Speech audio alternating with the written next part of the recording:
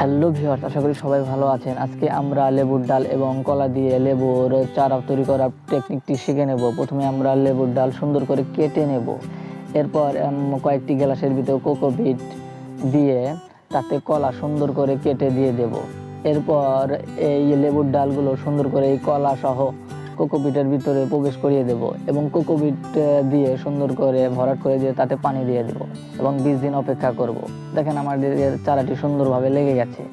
এরপর আরও আমরা 35 দিন অপেক্ষা করব। 35 দিন পর সুন্দর করে আমরা এই চারাগুলো গ্লাসের ভিতর থেকে বের করে রোপণ করার জন্য রেডি করব। এখন আমাদের চারাটি পরিপূর্ণ রেডি মাটিতে বা টবে লাগানোর জন্য।